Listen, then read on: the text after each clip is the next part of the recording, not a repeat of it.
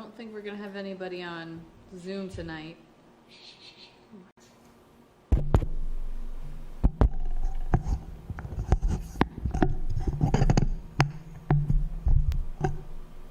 Having a problem, so I'm testing them rigorously.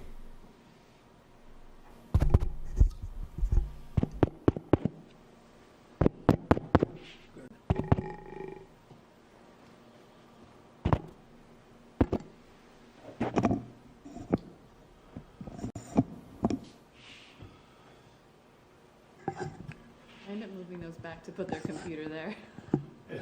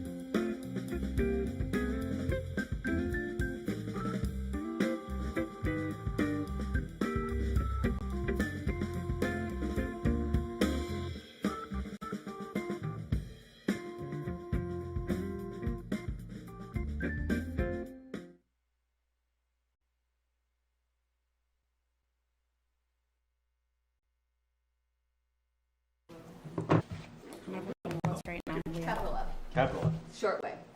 Yes. Upside down, Found it though. in my notebook and I couldn't find it. It's all good. Where did I look? But. Short way. All right, good evening, everyone. Welcome to the Tuesday, September 27th, 2022 Board of Selectmen meeting. We have an executive session that's going to begin at 6:15, and it being 6:15, we're going to take a motion to enter into executive session, followed by a roll call, and then we will go offline and be back on or about 7 p.m. So with that, can I have a motion for executive session, please? Motion to enter into executive session to conduct strategy sessions in preparation for negotiations with non-union personnel or to conduct collective bargaining sessions or contract negotiations with non-union personnel. Police Chief Michael Grace. Second. Any further discussion? The executive session minutes, too, does that need to be part of the? We can do that in Okay, executive okay. session. All right, great. So we do need to go through a roll call. We'll just go right down the line. Mark, yes? Dennis, yes? Leah, yes? Stephanie, yes? Seth, yes. All right, great. We'll see everyone back here on or about 7 p.m.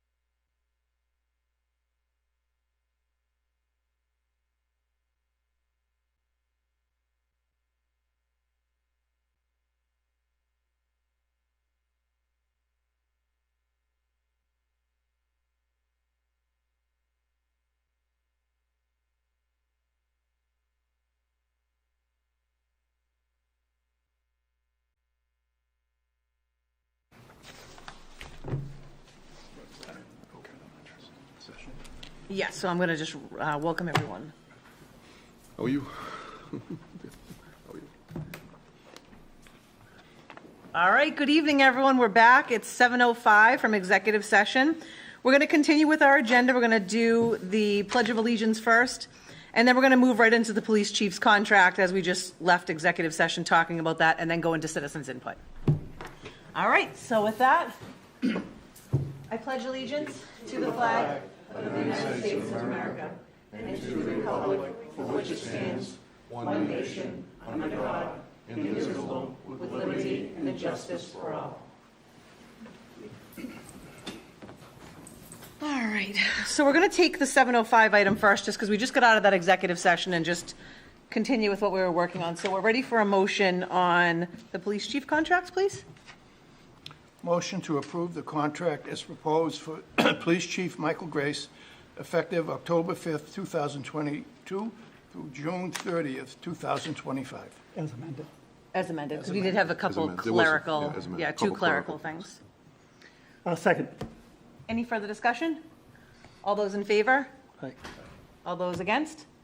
Okay. So it passes. Okay. 3-2.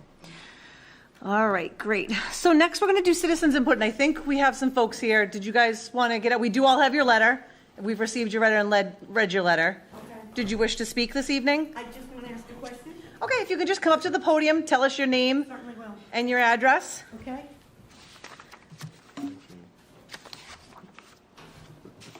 I'm Jean Bonneau, 73 Oak Street here in Foxborough.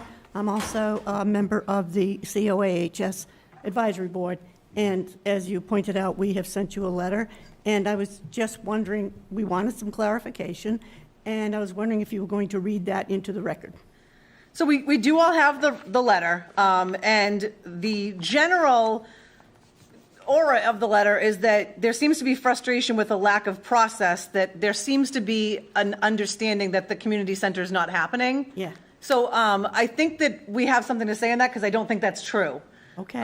So we were honestly, I think I was a little surprised by the letter, quite honestly. Okay. I can't speak for the board, but I see head shaking. So given that the project's not dead, we were a little confused. So Doc wanted to say something quickly, and we can't get into a big discussion. No, but- I understand. But wanted to I give you a understand. quick response Okay, on that. appreciate that. So, thank you. Usually in citizens input, we don't have a dialogue, but through the chair, she's allowing me to speak on behalf, I think, of the board and everybody up here for a few seconds. We did all get your letter. We all read the letter. Those of you that don't know me, I was the Selectmen representative to the ad hoc committee meeting. We met, as the letter stated, on a number of occasions. At no time did I not miss a meeting.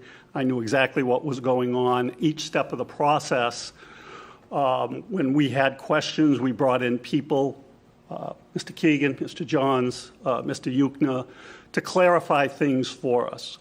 But I want to make a clarification. The clarification in the beginning was, is there somewhere along the process of capital improvements where the community center is going to be? And we brought Mr. Keegan and Mr. Johns in, and after they did a little research for us, knowing that there is, and it was going to be the public safety, not public safety, I'm sorry, Public Works. DPW was going to be first.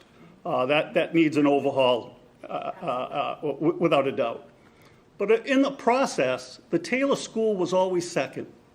The Taylor School was always second, with the community center being third. At one point during the process, we were told that that could be a long process, and maybe that community center might be able to be pushed forward. To number two. Huh? To number two. To number two. As it turns out, as we've been reading in the paper the last couple of weeks, the Taylor School's running a little bit faster than, and we still don't know how long that's going to take. That could take years and even longer. But it's always been on our radar, and it's never been taken off the table.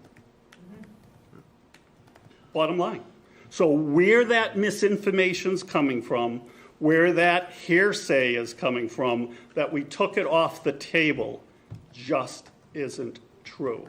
We don't know when. We don't know how long. We have a long-range plan.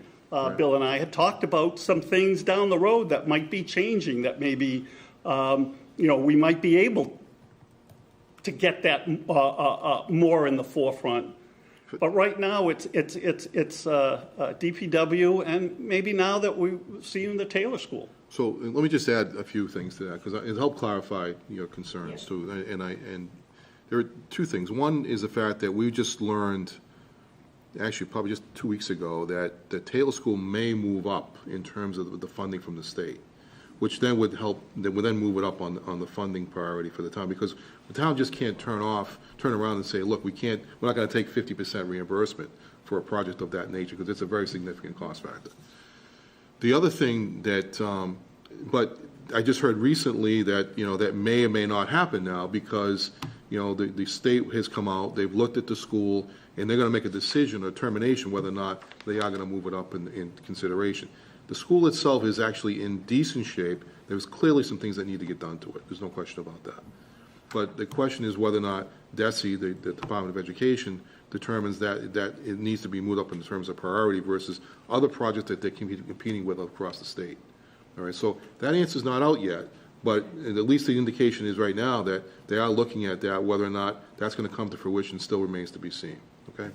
The other complicating factor is that it's going to be very difficult to do any projects right now because interest rates are going through the roof. Mm-hmm.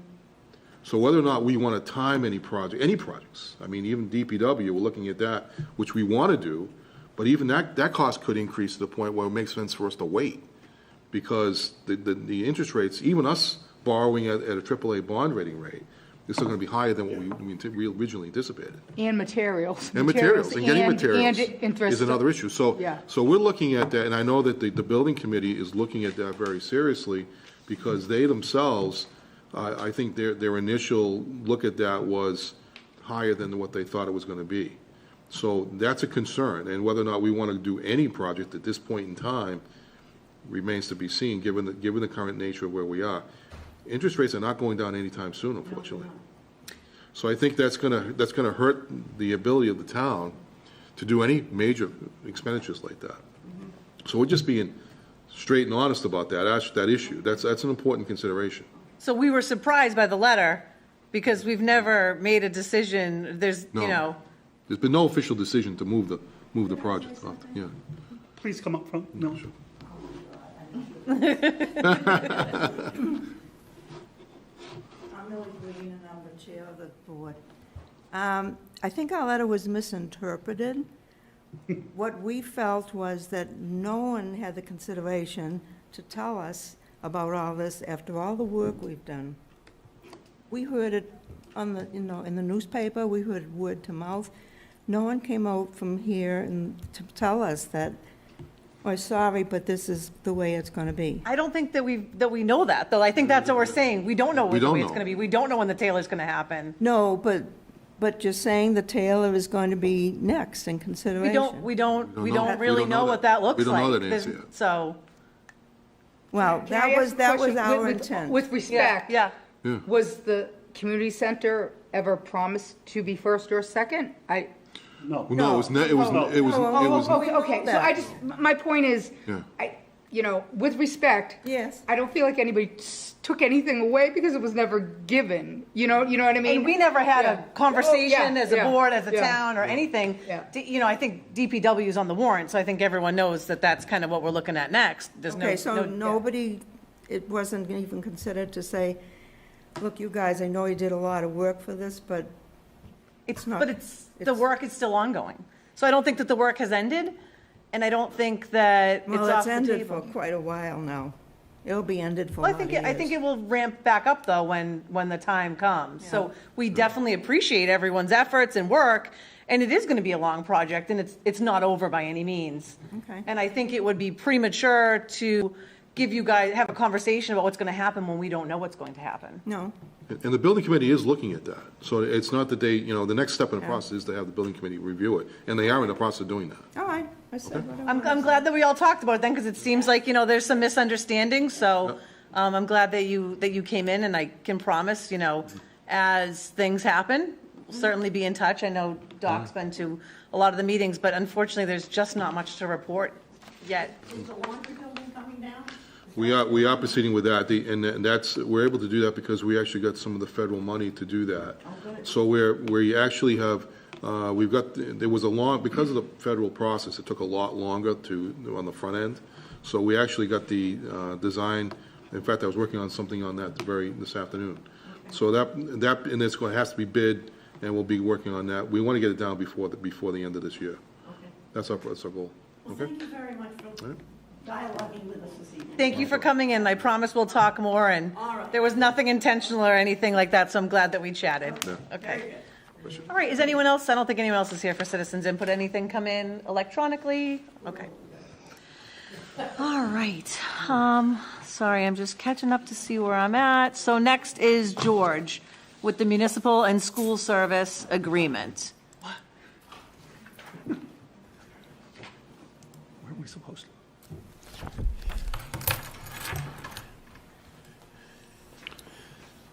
All right. If you can walk us through this, George, let us Sure. know. Let us know your name for those watching at home, and I'm George Samia, the finance director for the town.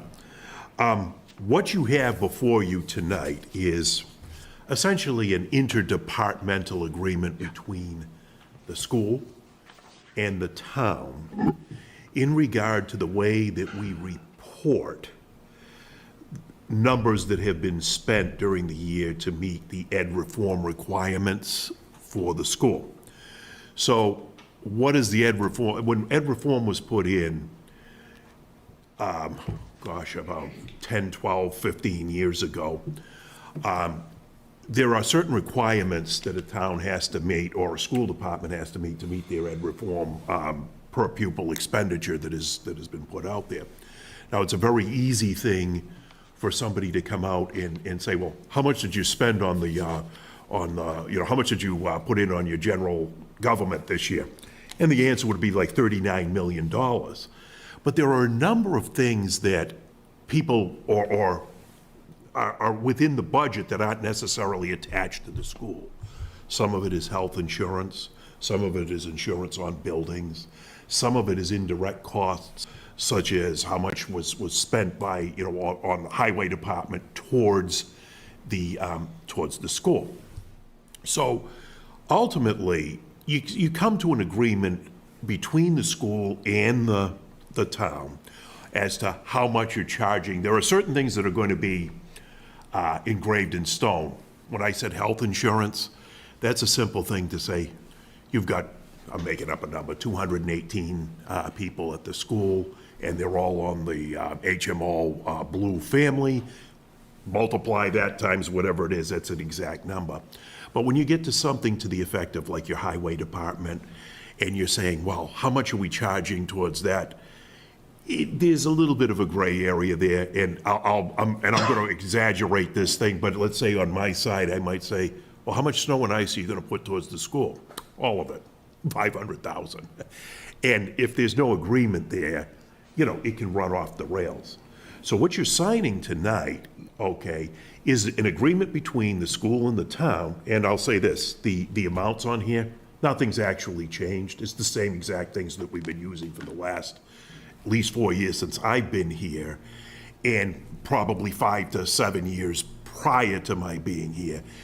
All we're doing is putting it back down and sort of memorializing it on paper one more time. I think that periodically you're supposed to do that. So again, like if I'm gone, Bill Euchner's gone, and somebody else comes in and decides, well, I'm going to charge 90% of this particular budget towards there. Well, we didn't agree on that, that type of thing. So essentially what you're seeing is pretty much the same thing we've been doing all along, and it's just memorializing. this is just for 1 year, though. This is just for this year. This goes forward until it's amended. Until it's amended Okay. again or whatever. Okay. And I think, I don't know when I know this is the first time I remember doing it since I've been here. Yeah. So I'm not. I don't quite- remember So, yeah, it's seeing. a new requirement now. Yeah, it is, okay. So probably going forward, it's going to be periodic or something, Okay. either annually or every couple of years or something. So it existed, it's just more formal now? Yes. It's more formal. Okay. Yeah,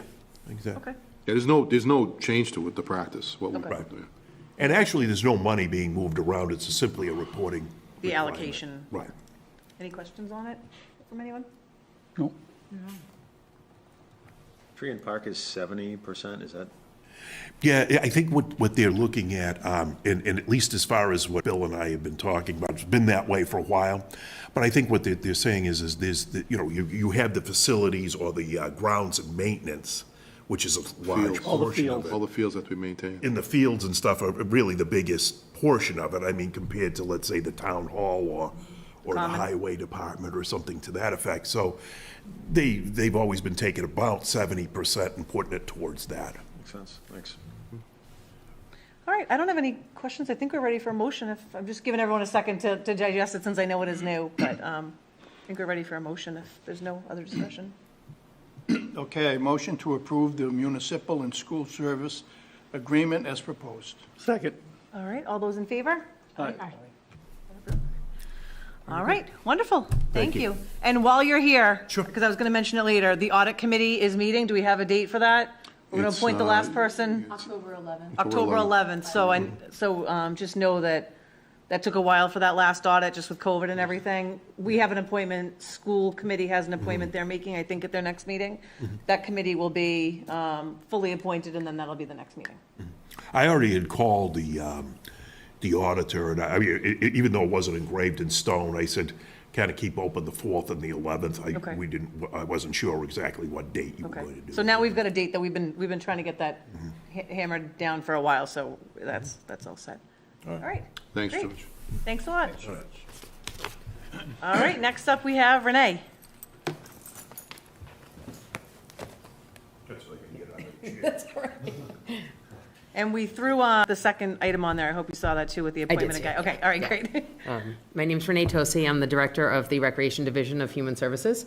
I'm here to talk about the Halloween parade that we're bringing back since COVID, and we're super excited about it. It's the same as it's always been. The past couple of years, we did well, actually, last year it rained, we didn't do anything. The year before that, we did kind of like a drive-by parade type of thing. So we're bringing back the Halloween parade as it's always been. It's going to be October 29th. It's 2:30 to 4. We'll gather about 2:30 to 3 is when the gathering will happen. We will do the judging. We'll have some volunteers come and they judge the costumes. We have the younger kids, the 3 and unders, and different categories all the way up to a whole family category. At about 3 o'clock, we're going to do the same route that we've always done. We come out of the IGO up South Street, right onto Liberty, left onto Central, back right onto South. The participants will all be trick-or-treating on the businesses on Central all the way up. We have a few new businesses, which will be fun. There'll be some extra candy for them. That procession will be led by the fire department. We usually have a fire engine lead the way to start the parade. And once we go onto South Street in front of Cognon's, we'll be crossing over to the Common. Once we're on the Common, there'll be refreshments. We do have a dance performance with the elite dance group, and that's when we're going to go up onto the stage there and just to announce the prizes and hand out the prizes. After that, usually we're done, our part is done, but I do know most of the folks make their way down to the Church of Emmanuel. They do like a trunk or treat and a fall festival type of thing. And Bill has approved just so everyone knows, the town common usage as well. Yes. So this is because the roads will have to be closed going up for the parade part of it. But it'll be the same as it's always been, and hopefully it won't rain this year. Yeah, it's exciting. Are you guys doing the jack-o'-lanterns on the common too? Are you Yeah, doing yes, that? yeah. I like Yeah, that so around people with can those. drop off. We're doing a couple of events. I have a special needs social group that are going to do a carving. I have a carving event at Booth. COA is doing a carving event, and I think the Grace Chapel might be doing a carving event. So we're hoping to get quite a few pumpkins this year. Great. Yeah, I'm hoping Mike John's is going to cut one before he leaves. We're gonna carve a pumpkin. We're gonna do some at Town Hall here. Oh, okay, all right. There's a fourth one, there's a fourth location. Well, it's fun. A couple of years, like different departments did whatever, like they carved, the building department put a wrench. I know Board of that's Health had a chicken and it said, "Don't eat raw chicken," that had a sign. Bob Cutler did something about voting. It was like, vote soon or something. So it was fun. Well, it's fun. Yeah, A yeah. little healthy competition. Yeah, exactly. All right, great. Any questions on that before we move to the second item for recreation? No? All Just right. very excited. I know, just let's hope it I doesn't know. rain. Yeah. I was Oh, hoping it's to do always the such a pumpkin good float this event. year, but there's no water in the pond, so. Couldn't believe that when I heard that. That's the first time It's very I ever mucky. remember. There's a little bit of water now, obviously, since the rain, but not enough to Yeah, float no, pumpkins. not floating pumpkins. No, we're not floating anything. No. All right, so I think we have a motion for the application first. Okay, motion to approve the public event application for Recreation Department's Halloween Parade on Saturday, October 29th, from 2:30 PM to 4 PM. Second. All those in favor? Aye. All right, great, exciting stuff. And now your next one. Yep. So we have, I'm going to totally butcher his name, Guy I can't, Caracciolo? Caracciolo. All right, we're going with Caracciolo. He is going to, he would like to be appointed as our new associate member of the rec board. all right, great. And I know he's been really involved with the skate park and some other stuff, so. Yes, he's been super helpful. And both he and his wife are very helpful with communicating with us, you know, whenever there's issues or things like that. But he's been a great help, a great They're asset to great that skate family. park. Yeah, it's great to Yes, get yeah. new people on boards. And Yes, and yeah. involved, So, Yeah. formally, although he's He's been got two younger involved. boys. I think one's in middle school, one's in elementary. Fifth grade, I'm gonna say third and fifth. So So. hopefully they'll be with us for a while. All right, great. Okay, ready? Yeah, Motion to appoint Guy Caracciolo to the Board of Recreation as an associate member for a term to end 5/31/25. Second. all right, all those in favor? All right, great. Great, Thank thank you you. so much. Thanks for All that. right, great. And I think that the department just entered right on time. Are you guys waiting for anyone else? Do you want us to skip ahead, or is this the whole crew? No, this is it. All right, come on up. Good.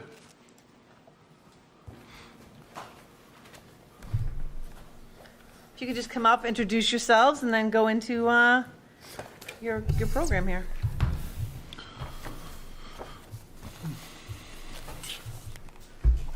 Good evening, Mike Grace, the police chief, and I'd like to introduce Sergeant Collins, Officer Meg Allen, who's also one of our SROs, and two of my patrol officers, Paul Paulistopoulos and Patrick McCarthy. So we're here to just, we'll be very brief, but it's kind of important that the community know what's going on and it's kind of the success we've had, unfortunately, on a matter that is sad. But we have been awarded a grant, a grant of $100,000 this fiscal year and $140,000 for next year, a competitive grant from the Department of Public Health, specifically for COVID-19 Sexual and Domestic Violence Trust Fund out of EOPS.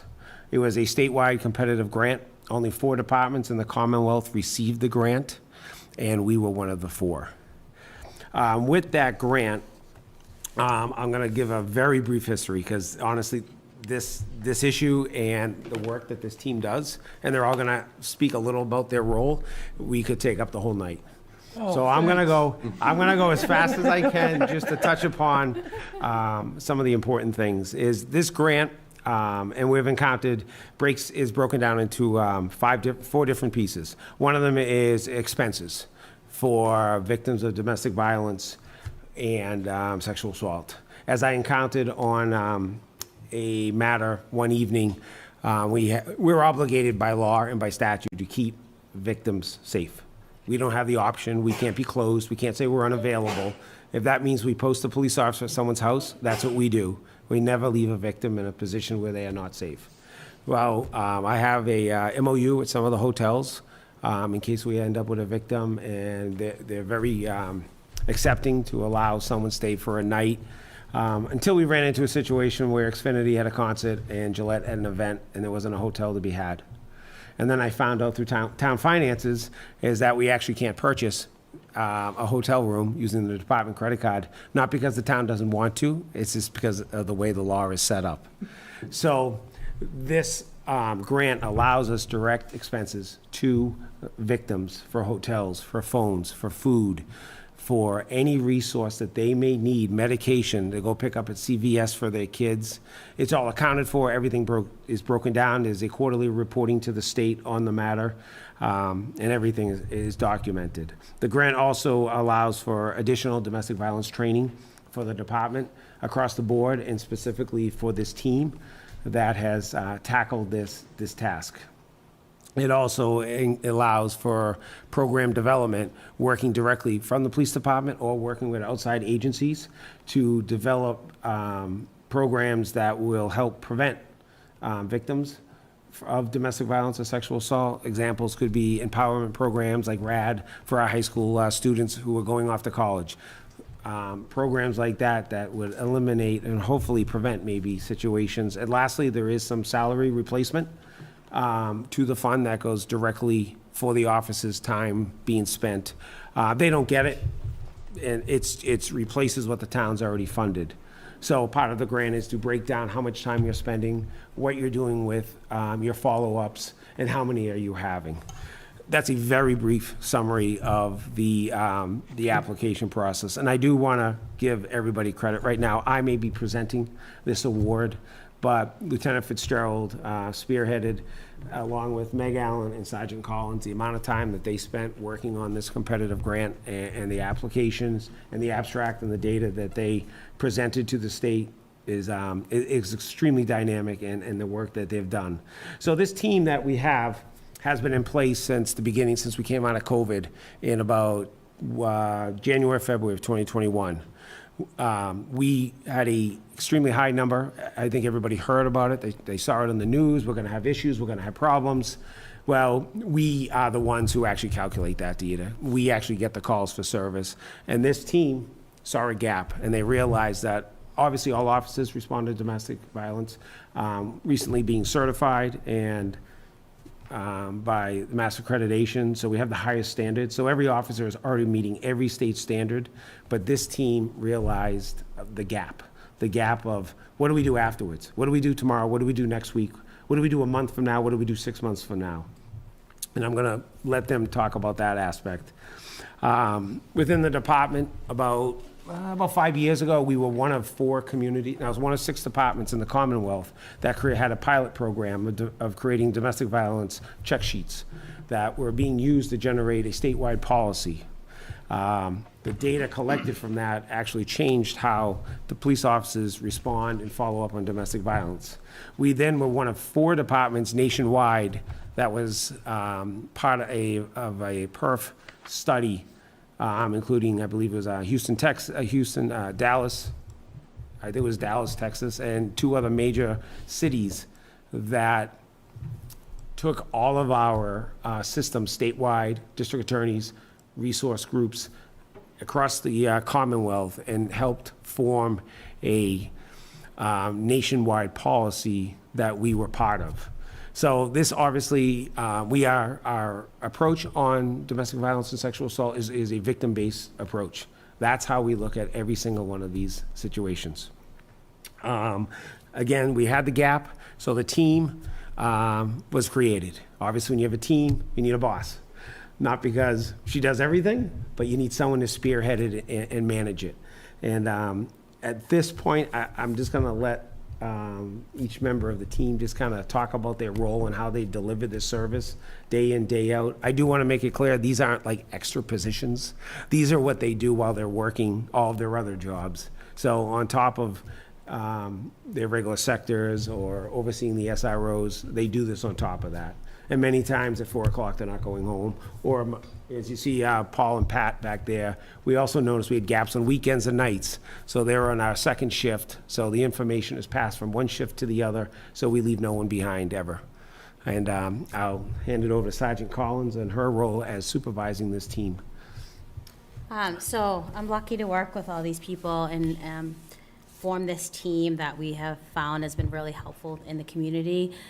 Basically, my role is the shift supervisor gets incidents that could possibly be domestic, physical, or verbal, and I look at the situation, see what services might be needed. If sometimes it's an elder services, sometimes it requires DCF to be involved, and then I submit them to one of these officers to follow up, and we kind of work collectively to make sure that the resources are given to the victims.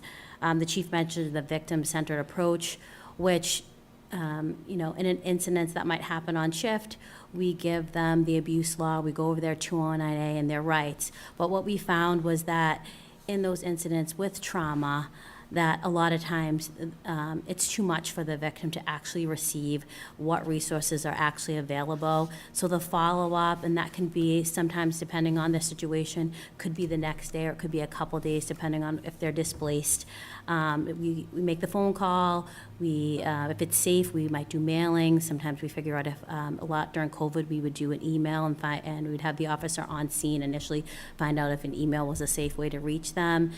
That, with the gaps, that made us realize where children's services, more children's services were needed, more financial services were needed, and where people were really displaced and in desperate situations. So this team has really been instrumental in us making sure that after the incident occurs, that we can do some more investigations and dig a little deeper of what people really need, and it's been just really helpful, and I feel like we're really empowering the victims to be supported and make the decisions that are right for them and their families.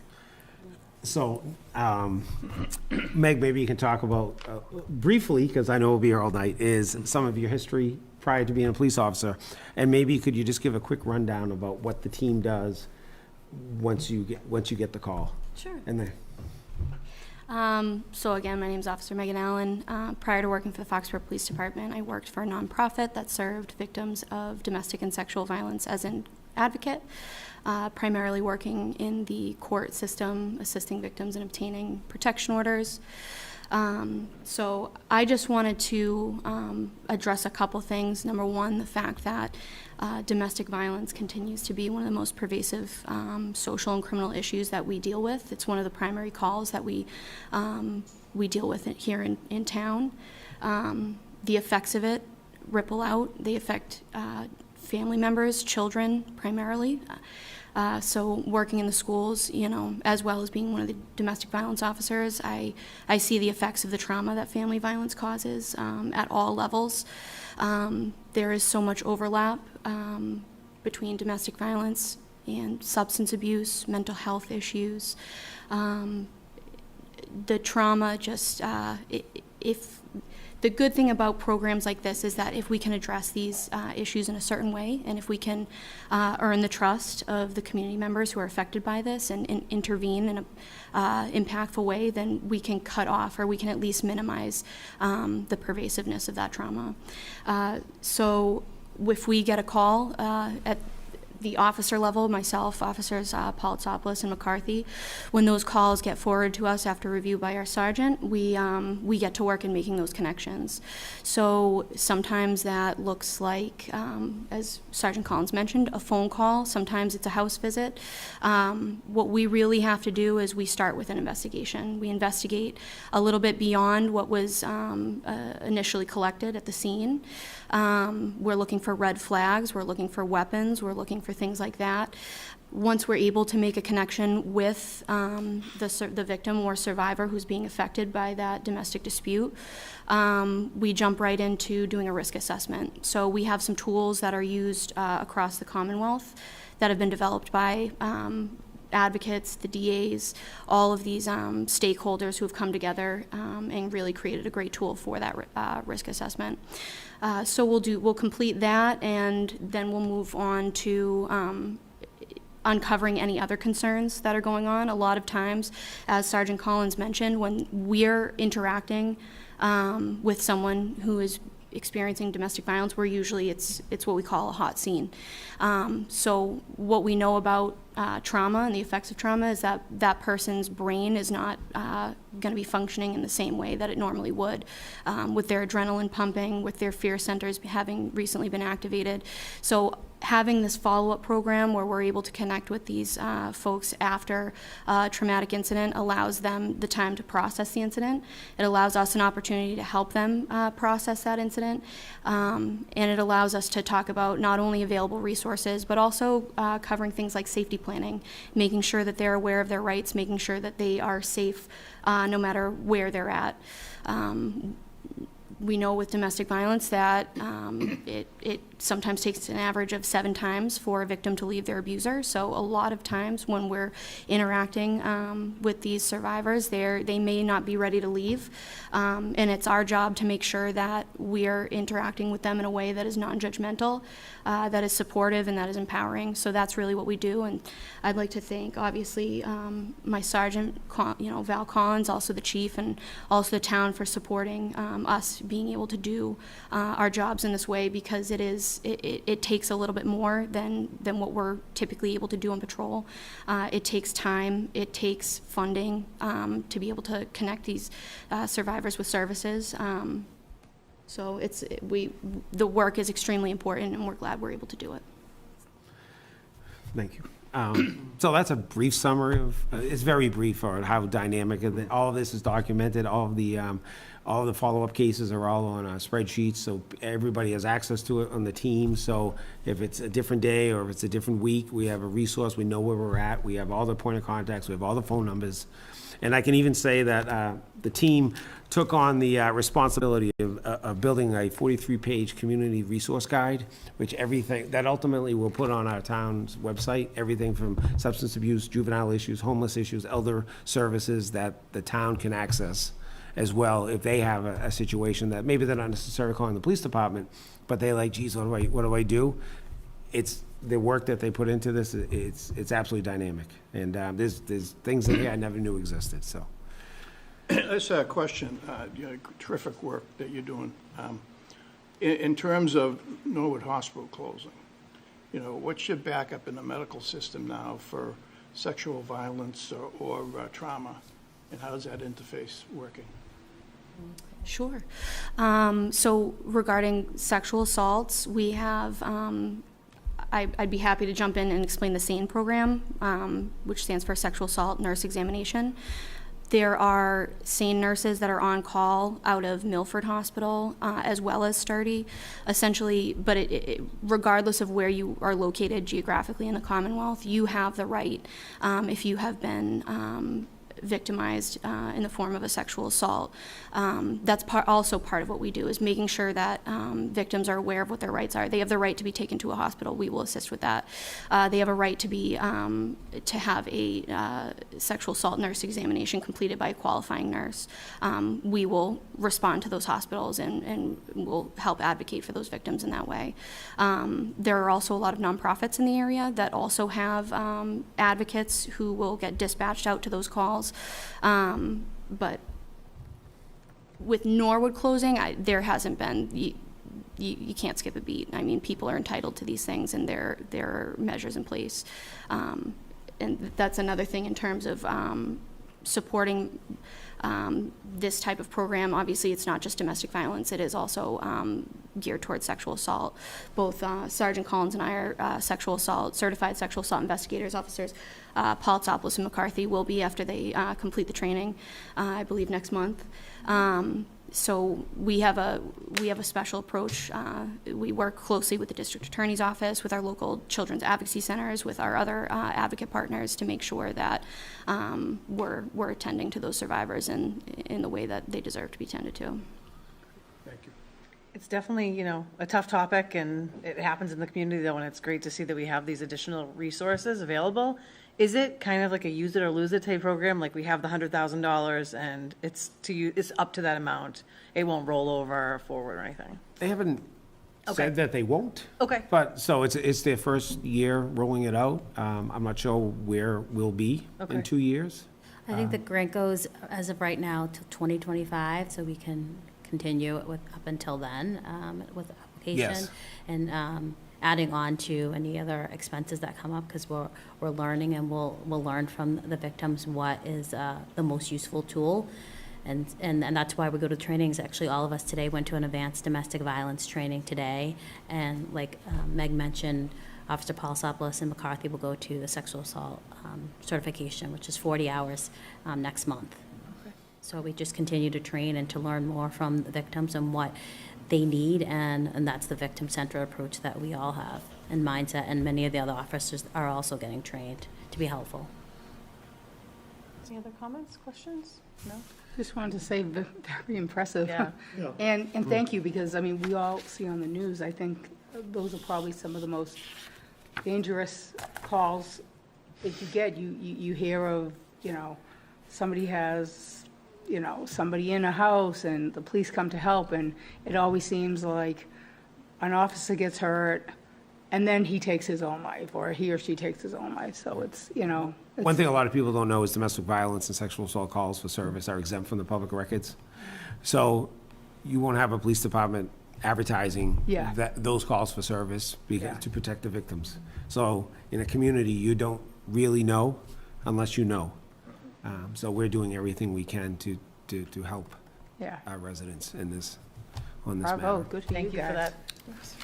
Good Thank you job. for your time. Thank you. Your time. Congratulations. All right, up next, we have NPS LLC new alcohol service method at Gillette Stadium. If you guys can come up, Thank you, guys. introduce yourselves, and we have a PDF here that came over earlier today, so I don't know that we've had full time to review it, so if you can, walk us through everything. Sure. Jess Enos, Director of External Affairs and Business Development for NPS LLC. And Jim Nolan, Chief Operating Officer for NPS LLC. Do you each have the document? We do, yeah. Okay. Yeah. Yeah, so I can start by saying we've looked at this new technology. So Gillette Stadium, as you know, has many beer portables. And we follow consistent security procedures with respect to those portables. As we look at, new technology and new things to incorporate into our game day, we found a machine that is used in many stadiums already, NBA, Major League Baseball, NFL. Our new director of concessions uses this at the Washington Nationals. And we want to deploy this portable at Gillette Stadium on game days. And the only difference between this portable and a typical draft portable is the final act of pouring the beer is done by a machine and not by a human. And from our perspective, every other piece of the transaction is the same. One of our team certified trainers is going to interact with the guest. They're going to check their ID. They're going to check for sobriety. No different than we do at another portable. At that point, the person would walk up to the machine. When they go to the machine, they would insert their credit card the same way they would at a portable. At that point, they would choose their beverage from a choice of 4 beverages. They'd put a cup under the dispenser. The machine would dispense the beer. So at that point, the only difference between what we do at a current draft portable and what this portable would do is the physical act of putting the liquid into the cup. From a machine perspective, the machine only allows the purchase of two drinks. So that's our policy. And this machine, for that transaction, only 2 beers can be poured. You can choose 1 or you can choose 2. The machine itself, it's not like a Pepsi soft serve Pepsi dispenser where you can pull it out and take a sip and put it back in for more. It's a predetermined amount that gets poured into the cup, and that's consistent for every pour. And we can walk through the deck, but the way we set this up is, first of all, it's a very small unit. It's about 10 feet wide. It has 4 points of sale. The patron itself is going to walk through a queuing system that we use as a product called Tensa Barrier to get to the point of where they interact with the team-trained employee to have their ID checked. From there, the only place they can go is to the machine itself. We have a second team-trained person in the area, and again, it's a small area as the picture depicts. The second person, their job is to, number one, ensure no one gets into that area who hasn't gone through the front part of the queue, so no one kind of sneaks behind. And they're also there to ensure that no one gets more than 2 beers. Now, The machine itself will only pour 2 per credit card transaction, but in theory, a person could put the card in again. So the physical person in this small space is the one that's going to control that. And that's really no different than a beer portable where someone walks up now, they get 2 beers, they can't turn around and put them on the ground and turn back because the human element is still there. This human element is still there to control the transaction. So, you know, why are we doing it? One is, if you've been to a game at Gillette at kickoff or at halftime, it's impossible to get through lines. This year in particular, the north end zone, we lost our large concession stand to construction. We lost the Bud Light Pavilion to construction, and we lost one of our food courts. So we have a lot of pressure on the north end of the 100 level of the stadium.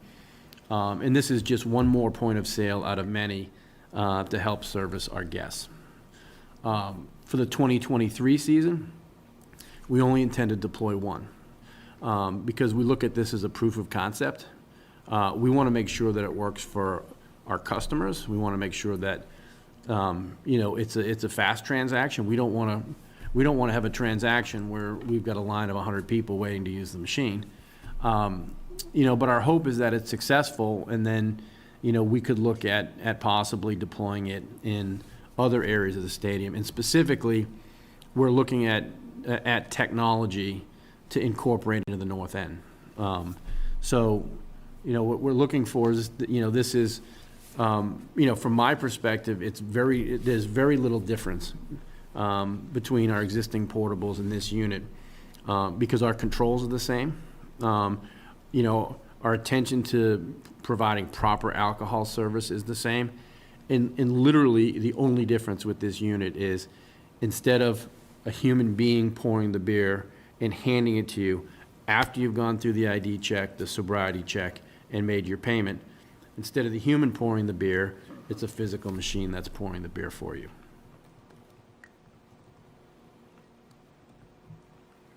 Questions? Curious, is there value to having the beer actually poured? Is there a machine that just opens the bottle, like a vending machine, and what's a plastic bottle of beer out there for a customer? You know, so we do sell bottled beer as well. Yeah. And, you know, so there's, you know, some customers like draft beer and some customers like bottled beer. Some beer customers like IPA and some like a light beer. You know, so this is a draft beer portable. So there's physical kegs that are behind the wall. You know, they're locked and secured. And in this machine, there's a whole bunch of different varieties of machines that pour draft beer. Some are really expensive, some are really cool. We've looked at them. You know, there was a machine that a human being does. It's neat. You push the cup down, and it pours the beer from the bottom up. You know, so there's gimmicks out there. This has been used in enough stadiums. You know, Denver Broncos have it, Green Bay Packers have it. Washington Commanders are putting it in right now. And like I said, our director of concessions has experience with this exact unit at the Washington Nationals. He joined us this spring. Having 2 human beings operating 4 points of sale, you know, it allows us more throughput to individuals who are of age and of a sobriety level where they're entitled to purchase a beer. And again, when we look at it in the context of Gillette serving, you know, 60,000 people on a game day, you know, this is a drop in the bucket, but we feel this is a good drop in the bucket, you know, because it gives us, you know, a new technology for our fans to engage with. You know, and if successful, we want to see how we can incorporate that further. You know, we've tried new things that have been really successful, like our markets. They've been a home run. The ale houses we put in have been a home run.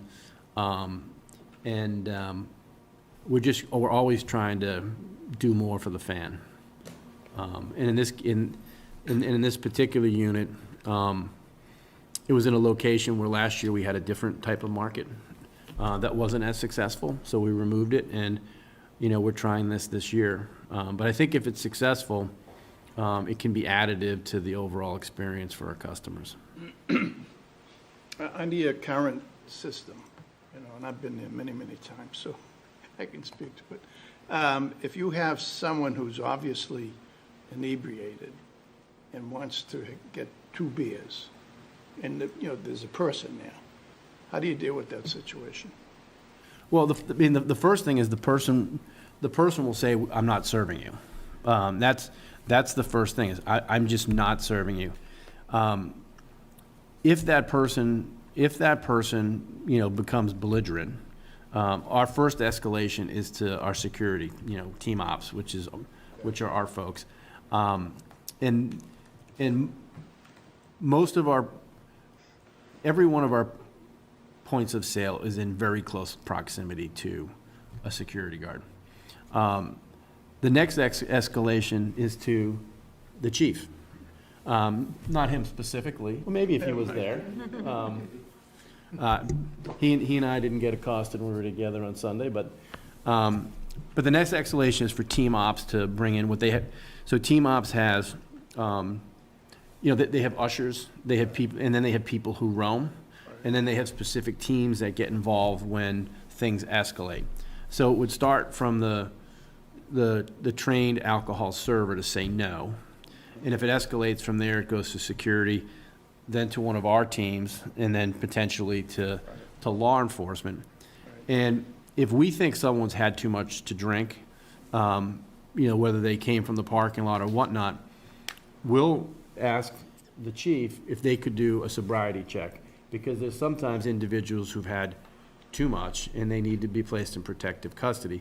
Thankfully, the days of, a significant number of PCs back in the, early 2000s when we were cleaning up Gillette, it's a much better situation. So we typically only have a handful of custodies on game day, and, hopefully nothing escalates to that. Related to that question, every time someone comes through, and we just haven't seen you guys in a while because it's business as usual, we always talk about tips and serve safe training. So on the presentation, it says team certified. So can you verify that every single person serving alcohol in the stadium is tips or team certified? Yeah, we're team certified. Okay, talk to us. I don't know that one. Do you know that so teams Teams is Techniques in Effective Alcohol Management. It's a program just like TIPS. And it's a program that's used by pretty much every professional sports team. Okay. But it's a program that any bar or restaurant can partake in. And because of our volume, we have certified team trainers on our staff. So as we have new bartenders come in, or hawkers or beer pourers, they go through our training before they can serve alcohol. Okay. And, I'm glad that we're here talking about it, because it is, as much as you can say it is, just another portable container, to serve beer, the reality is it is one-on-one, today, and we're going to kind of this 2-on-1 type of model. So I'm glad that, we're able to hear about it, kind of see it, understand how it'll work, before it's put into. Yeah, and the only thing I would say is on the, every one of our transactions is one-on-one. So, we have a human being engaged with the customer to make a determination that we can serve alcohol. So even with this unit, every single person is going to have that one-on-one interaction with the team-trained person before they can make the transaction. Okay. And the person on the backside, they're ensuring that, A, no one gets to the front of the line without going through that check. 2, somebody doesn't try to do more than 2. And 3, if that person, if they see something that the first team trained person didn't see, maybe the person's fumbling with their credit card, and they can't work the machine. Because it's actually technically more difficult for someone to operate this thing than have someone hand you a beer. But if the second team trained person sees something that's going on that they don't like, they can intervene at that point and say, you know what, sir, you know what, ma'am, you can't, we're not going to let you have that beer. Any other questions? I do want to have Chief Grace come up too. Yeah, so, because I serve alcohol, it always interests me when there's something new. Like when the Axe place brought this, I was kind of looking how is this going to work? Now, I guess one question is, I think I might know the answer. does it ever, this contraption that's going to read the credit card, does it ever tell you that somebody's come through 4 times? No. So you still, which wouldn't happen in any regular service. I was just wondering if that would almost be something great, because you would know, oh, this person's come through, but you still don't know if they're drinking a beer and passing one off or whatever. I was just thinking in my head, I'm like, that's actually pretty good, because it would monitor more what they've drinking than even a person, because, I mean, we all know, I always say, someone sits down at a bar and you give, they seem fine, and you put the drink down, and all of a sudden, that's the one that starts making them cuckoo. So, but there's no way to predict that in any way of serving, other than just, looking at them when they come up. So if they come up, and would your first contact person automatically, maybe you guys have a little signal, puts his hand up, somebody comes over, because if that person feels that they shouldn't, they may walk away and just go to another, concession stand, and maybe that person's not going to see what that person said. So will you guys be proactive and maybe grab them right there and say, this might be somebody that shouldn't? So when we see someone who we think is really over the edge, Yeah. that's where we'll engage our security. Yeah. And say, look, can we ask this person to go back to their seats and just enjoy the game? Yeah. It's interesting you say about the machine that, can it count it? Yeah. There's actually machines that do that. I think there's one at a place in Lexington, and what you actually can do, and by the way, to your point, for us to try to do something even more sophisticated, if someone gets denied here, they're just going to, because we put a limit on the card, they're just going to go to another machine. Yeah. But there are machines out there where you can go into the bar or restaurant, have your ID checked, and then put money on a card that goes into the machine, and the money gets deducted based on how many ounces you pour. So they're controlling the pour by how much you Yeah. buy, and once you've used that amount.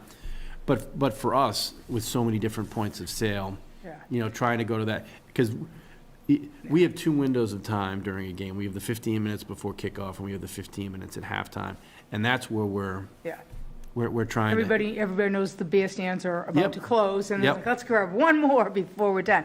Well, something, alcohol service is just tricky in general, because, you want to say that people should have some responsibility for what they're doing and their actions.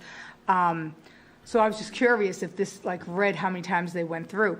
But the only other question I have, it's not really so much about the service, it's how you guys have it laid out. So I'm looking here, I'm just assuming this is on a concourse area. I can see the wall in the back. I'm Yep. familiar with the stadium as well. So how many times are you gonna, how far out is this gonna come? Then it just, I guess it's a different way of blocking the traffic of the concourse. The other way, they're just this way they're kind of through there. I was just curious if, Yes, if people are gonna be walking, not so much into get in line, but walking into people, or, Yeah, so we've actually, so if you go back a couple of years, the only thing we did was walk straight on. That was all we did. Yeah. And more recently, we started working with the tensor barrier system, because instead of it going all the way across the concourse where we could turn people and have them sideways, it's been better. It's still at halftime of an NFL game. It's Yeah. crazy. So in this case, it doesn't come out too far to impede the flow any differently than our other locations. And in this case in particular, we want to funnel people. We have to funnel people to that one point of entry. Yeah. I was a little Very surprised interesting. that it's just the, ropes anyone can pull down, but I trust you guys, have it figured out in a way that it will make sense. If I could demonstrate, and I'm not kidding, if you can come up to the stadium and see it, but it starts about here, and it probably ends about here. No, I saw it in person on Sunday. We've got one person standing in front of Jess that's checking the ID, and the other person is standing at the podium. Yep. So no one's gonna, there's 4 feet between the two of them for someone to, in theory, get under And this, one of the things this person's gonna do is say, so this is the. Yeah, I imagine they're gonna be helping people use the machine, you might step over here, it's gonna, have some learning curve, I assume. The machine has, in the screen within the smaller box, it has the instructions, and it's very intuitive. It tells you exactly what to do. And then on the screens above, the black screens above are video screens, and one of them is gonna be instructions. So as you're waiting in line, you'll see how to use it. But it's as simply as putting your credit card in, choosing one or two. And from there, you go over to where it pours, and it's telling you what items, what are your 4 items. And you just hit the button on one and it pours. So is each station have the credit card? So you're gonna walk up, you're gonna do it right there, and then just Yes. pour right Yep. right So next to it? so each station has its own credit card, and each station has the same 4 beers. And the tap system behind it is what's controlling what goes to it.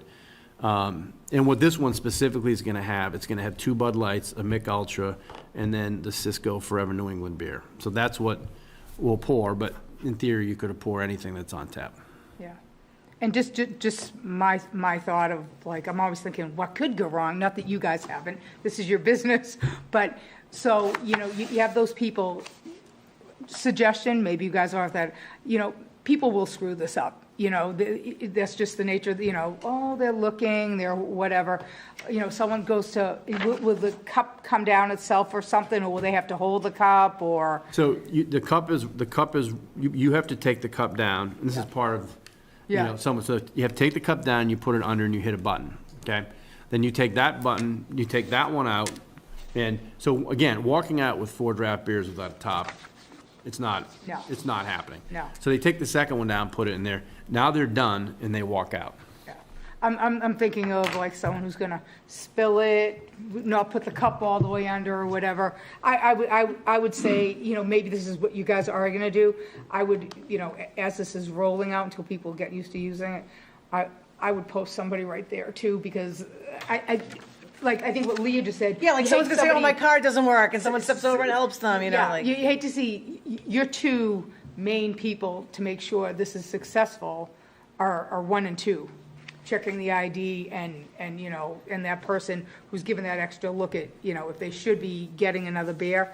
And if they get turned around, if someone says, hey, I didn't, and they turn or whatever.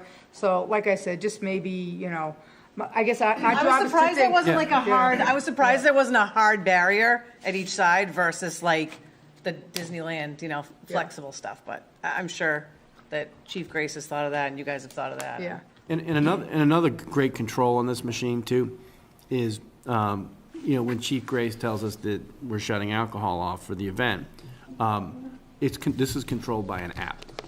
So we can go into an app and program the time that he tells it to shut off. So there's no, once it goes off, lights go off, it's powered down, it can't pour another beer. The only other beer it will pour is if you have successfully run your credit card, when it shuts off, it will fulfill that transaction, but no more. And what I like about it is every other portable, and you've been a bartender when you shut things off, every other portable, the beer pourers get yelled at for not serving them a beer. Yeah. And it's like, no, we're closed, that's the end of the story, but There's nobody yelling at. they don't want to hear it. Here, there's no one to yell at. They can turn around at these people, and it's like, machine's off. I think the improvement here is you have a person at the front of the line focused on sobriety. You really don't have that now. You have the pourer in the current system has to do that, but also pour, and keep the line going, and that person gets their beers and they're gone. He or she's not focused on that anymore. You have one person dedicated to sobriety. Now, whether or not that slows down the line, that's not feasible, but I think that's an improvement. Look, if I'll be candid with you, if these machines are working so well, we need 2 ID checkers at the front, we're gonna put 2 ID checkers at the front. We're gonna learn a lot as we use this to, because we want this to be a great experience for our employees, we want this to be a great experience for the guest, and, we would add more resource to it if it made it a better experience. Chief Grace, can you come up? Madam Chair, just before the chief comes up, go ahead, chief, come on up. It's fine. I just wanted to add some context to this discussion because I think it's important. While the procedure seems simple enough, think about what's happened here. We've entered a new era because in the past 3 months or 2 months, you've seen crazy axes come through that added a similar type device to their facility.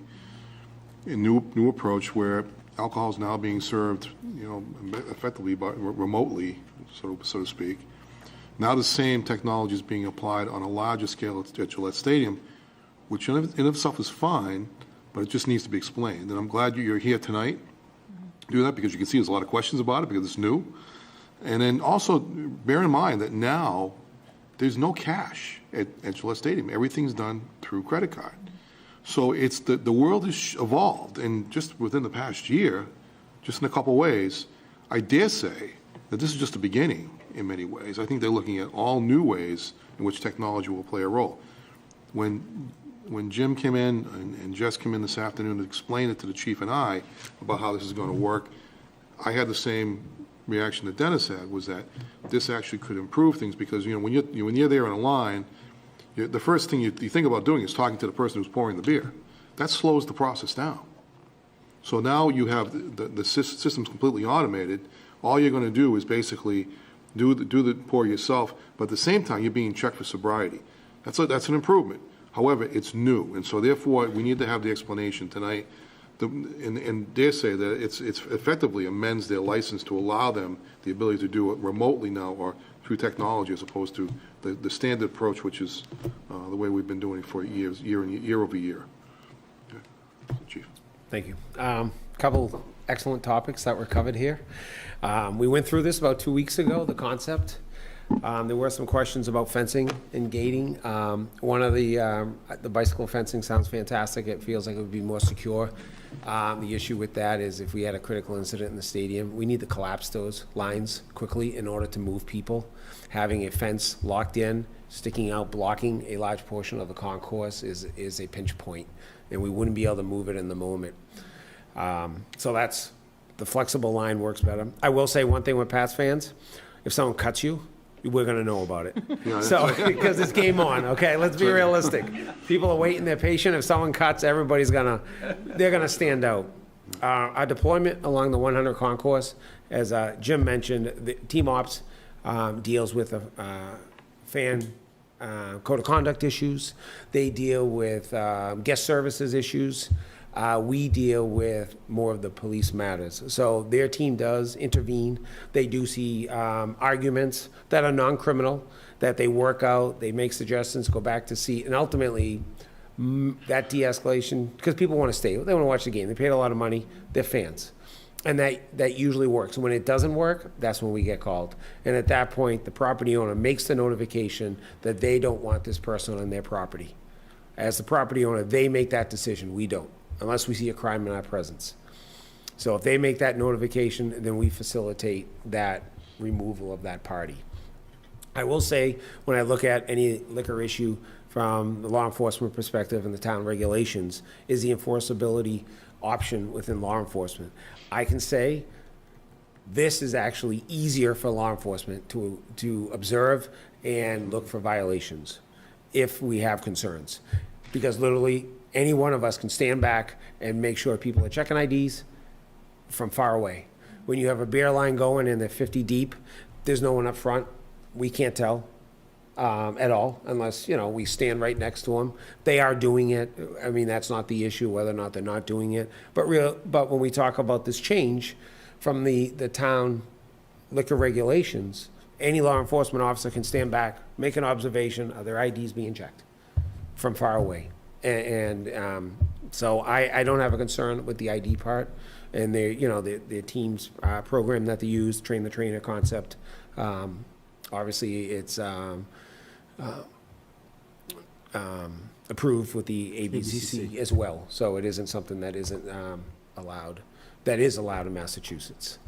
So I think this is the future. I think this is us going to Stop and Shop, and all of a sudden you're doing your own transaction, and you're not, the high school kid isn't taking your money or taking your card anymore. We can already do that. Yeah, right. Yeah, you know, Self-checkout you know, is I remember, we all remember going to the gas station, not having to go inside and go, oh my God, you know, and now we don't think twice about it. I think it's the future. As long as the town can regulate it, which I feel we can, I think we'll see this take off. And I don't think we'll just see it at Gillette. I think we'll see it in many, many other places. It's, as Bill says, it's a little bit of the changing of the times, but it's all within the regulation. It's all within the license. It's within the state guidelines. And again, they'll know if this is successful. A lot of people could be they want to see a person. They want to go to the same line. They go to the same person. They go to the same area. They are creatures of habit. We know that. They know when to go, what bathroom to take, and what vendor to go to because they're faster. So. If they know what beers are specifically at that venue. Yep. That's what you drink, that's where you're gonna gravitate. People are gonna, like you said, Chief. So I did walk through it. I did have a lot of questions. We addressed them. And I will tell you, there's no way someone's carrying 4 22-ounce beers, drafts, and not collapsing them all over themselves. You can't do it. Once you pour one hand's already tied up. There's no shelf. You can't rest them. So now it's a nice safeguard for us, because now they got one, now they only one other hand, it's done and out. Well, I think it was all good discussion, and I'm glad that we had it, because it is different, so And thank lastly, I you. just want to expand on Yep. one thing, is the customer service aspect, because a lot of times when you have people who are upset, the card doesn't work, I didn't get this, it creates, sometimes conversation creates confrontation. The person who's checking the IDs will have the authority, kind of like, you know, like, I'm showing my Blue Light Special, the person comes over from Kmart who can override the register. There is someone who can help that customer who just dropped it, because it's going to happen, to alleviate any issues, or, you know, telling them you have to go to guest services, and they just want their beer and go back to their seat. So that was also addressed, that they'll have that option. The machine doesn't ask to tip, does it? No. Ooh, that's a good question. question. That's a Well, great question. And two things for people at home. Am I correct that everybody is carded at Gillette? No matter if you walk up and you're 80 years old? Did someone tell me that one time? So our policy is that we card anyone who looks like they're under 30 years old. Okay. I thought way back. Way back, you're right. They were Yeah. carding 70-year-old people. Yeah. Yes. Exactly, because I And think they I couldn't even remember find being their in line wallet. and somebody, yeah. They're still carding now. Yeah. No, not 29-year-olds. Yeah. You fall into the, yeah. And the other thing, chiming off what Bill said about how things are just changing. So when Crazy Axes was here, I made a joke. I go, oh my God, you're going to taking away my job, right? You're creating no need for a person to serve you. Joking around. Well, on Facebook, somebody put like, oh, and one of the selectmen was worried about her job or something, or whatever. And you know, yeah, like I was kind of like, for you guys, any place, never mind taking away, you can't get people to work. And we know, we've seen what it's done up to with you guys getting into the stadium and stuff. So if there's a way to make the fans be able to get a beverage quicker, and it's not staying in long lines because you're not staffed, whatever, that's a good thing too. Yeah. Any other questions for No, I think we're ready for a vote, right, guys? Ready for a motion? A motion Thank to you. approve an amendment to the alcohol service license at Gillette Stadium. Second. Any further discussion? I don't think so. We should have a lengthy one, but all those in favor? Aye. All right, great. Thank you so much. Thank you very much. Thanks for coming in. Thanks. Thanks, Chip. Thanks, Jess. And Gesundheit, by the way. Contribution to the meeting. That was I was pretty loud. about 20 minutes I know. late, but I was like, All right, so next, I think you all know that we are closing the warrant, and while the warrant is not final, we have a number of articles that are on there, and you can see the draft on page 3. It looks like there's 9 articles so far. Nothing is a surprise, except maybe the last one, so I will have Bill talk about that, since that is a new citizens petition that's coming through. yes. So we don't, there's no other citizens petitions that are out there? No. This is, okay. No, this is the only one that I'm aware of, and if not, and if after tonight, that will be it anyway. So, So the final one, the other ones are ones I think pretty self-explanatory, and there are no surprises. The one that, the electronic billboards is one that which the folks that came forward at the annual town meeting for approval, which was defeated by town meeting. There was some discussion, quite a bit of discussion and concern about where the billboard was being, one of the billboards being located near DPW. This proposal will not have that in that. It will just be for the area. I think Arthur Rounds is the individual who's petitioning to get this put in. And the counsel for Mr. Rounds has asked that this be considered, and they are collecting signatures now for the 100 signatures to be included. So they did send a letter to make sure that a slot was held for the warrant so before you close it tonight. So with that, any other discussion before we close the warrant? That's just yeah. So the article around the change of the name of this board is not there, is it? No, it's number one. It is, yeah, first. It's the first one. That's there. Thought it was. That's the Article 1. Article 1. And they're still, I mean, that one's probably more final, but, Was you know, that- they're placeholders, that's the one right there, Article 1, Select Board Amendment to adopt to Special Acts General Bylaws and Zoning. That wasn't on the one I looked at today, unless I'm crazy. I swear, I looked at this afternoon and I didn't. It doesn't stick out at you since it hits a lot of different stuff, maybe, but it's the first one I checked too. Did it get rewritten or so? I swear I looked at it. The only thing All right. we added today was Article 9. And I did notice that Yeah. the font on the cover was also changed, which I appreciated. That's the change that I noticed. Well, how long do they have to get the 100 signatures in, Bill? They'll have them probably within 2 weeks, you know, so. If they yeah, don't, 2 then to it 3 weeks. comes off. Well, if they can't get the signatures, I think the board can make a determination. If they can't get it by a certain time frame, you're not comfortable, you can take it off. You have that option. But it's up to them to get the signatures, and I've made it clear to them that they need to get the signatures sooner rather than later. Cool. Yeah. So with that discussion, I think we're probably ready for a motion to close the warrant. Okay, motion to close the December 5th, 2022 special town meeting warrant. Second. All those in favor? All right. All right, great. So now we're on to Assistant Town Manager's update, and Mike made an announcement this week that's with mixed emotion, so I asked him to talk a little bit about that announcement and to talk about what that means. You know, you probably had a lot of the same questions. What does that mean? You know, what do dates look like, transition plans? And then, you know, just some other thoughts about, you know, where we are getting a new town manager now, you know, kind of what we do with the position between now and then, given where we're at.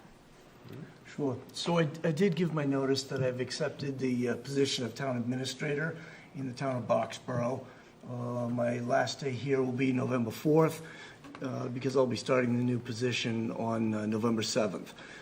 So I did give 7 weeks' notice because I wanted, while things are pretty well in order, as far as contracts and pay plans and unions and all that, those kind of things, and we are in good shape as far as you know, we don't have any litigation going on, we don't have any pending grievances, so this is actually, you know, one of the calmest times we've seen, you know, from town meeting to now. Don't jinx it. Don't jinx it. But given that, there are always things going on. I mean, there's always, you know, the little fires to put out, both on the operations side and on the human resources side. So I've been getting my things in order as I've been, you know, looking for, you know, where I would land. And one of the, you know, recent discussions we had was, you know, what will we do to carry on some of the things. And you know, my recommendation, and I think Bill and Leah are in agreement from talking Thursday at our agenda prep meeting, was that we do advertise the position right away, get someone in, because there's a lot.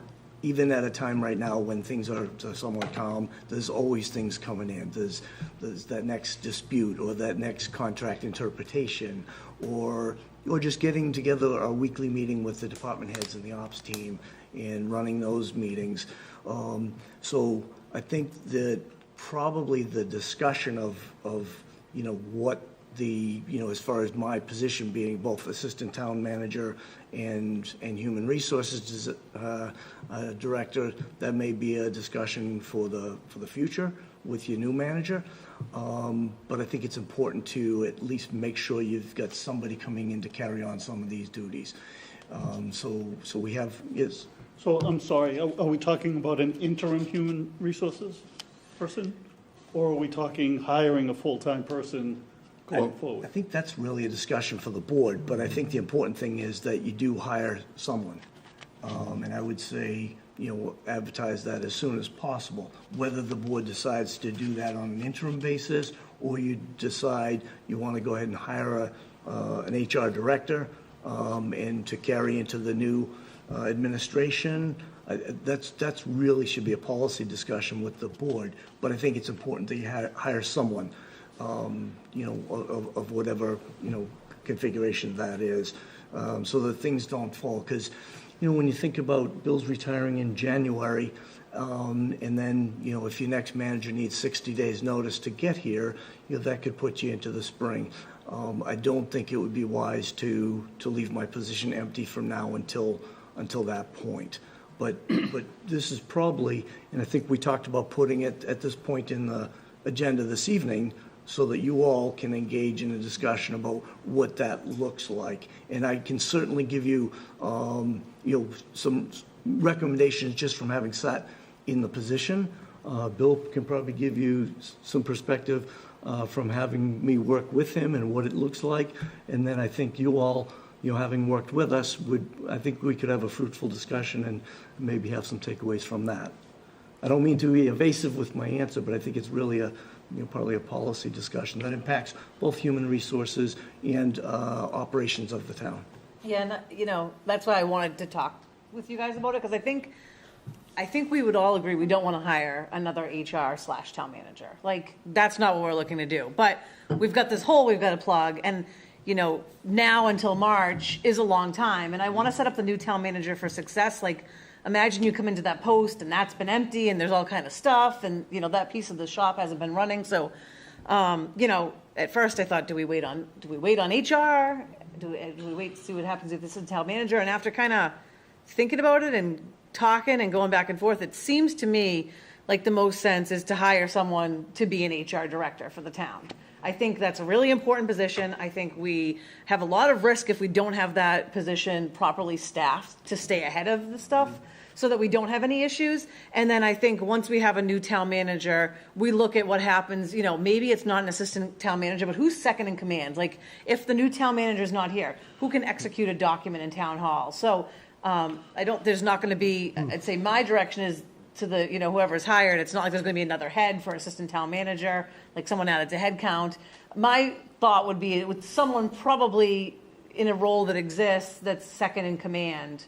But that's kind of to come down the road and for the new town manager to figure out what makes sense there and what that looks like. So my recommendation would probably, with the discussion, because I want to hear what everyone else has to say, because we think of things different.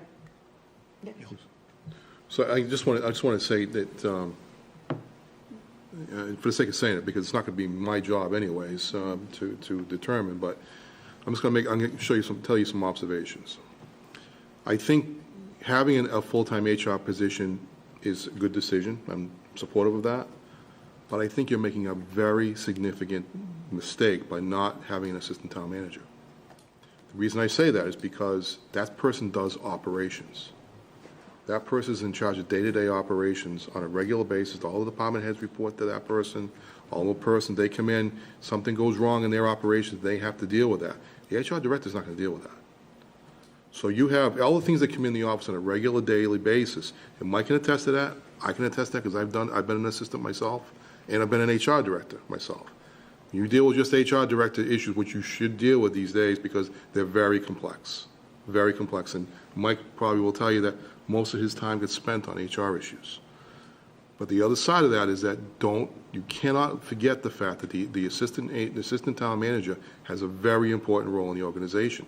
And we've evolved to the point where that should be looked at by the next administration. Because I'm telling you that way we've evolved is we've come to a point, we're a big enough organization, we should be having that position kept in the organization somewhere. I And guess don't- I'm not shutting the door on that. I'm just saying Yeah. we've got to Yeah. talk about it and figure out what that looks Yeah, like. and I think adding it to another person's role that you currently have, a director, a couple of directors, there are some very capable people in this organization who could do that, but it's a lot to add to that plate, because those folks are already dealing with some very complex issues as it is. So I just think it's important that you think about that, and that the next person thinks about that as well, because they're gonna find out themselves. If they're not dealing, if they're gonna be dealing with operational issues on the strategic stuff, the large-scale issues, the relationship issues, are not gonna be able to get done get worked on, which is a very important role, particularly in this town. Well, and if we didn't have an assistant town manager, technically, isn't number 2, I don't mean on a daily basis, Bob Cutler, the clerk, to step in? No. I think he was the interim. He was the interim. Oh, so he was just named He was interim? just interim, He was right, formally right. named interim. No, because it was him or because of his position?